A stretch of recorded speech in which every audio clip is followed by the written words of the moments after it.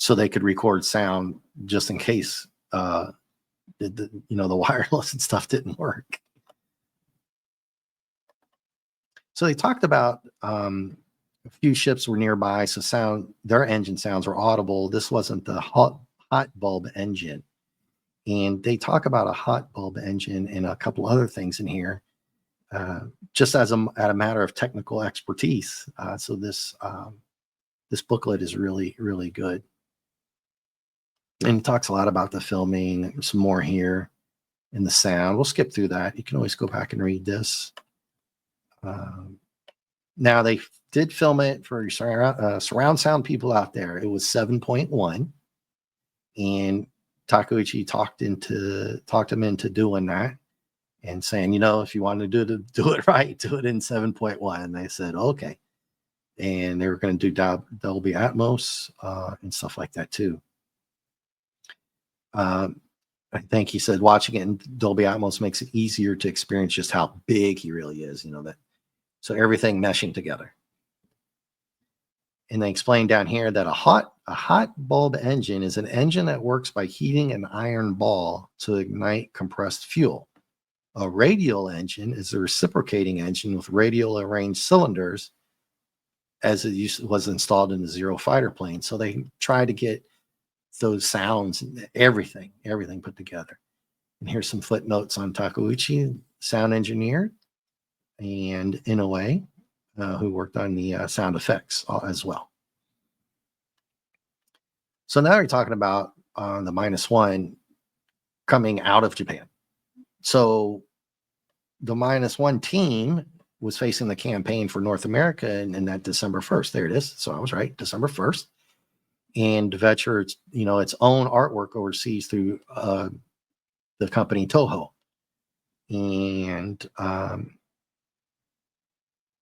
so they mentioned here, it worked out well, right? As we all know, the box office performance of Japanese live action films marks unexplored territory. However, I would consequently like to chronicle the path that led to this film's 100 million and an Academy Award for Best Visual Effects just in North America. And they really go into detail about how they got it to come overseas and all the merchandising and American blockbusters, and really good story here. It's way too much for me to go through.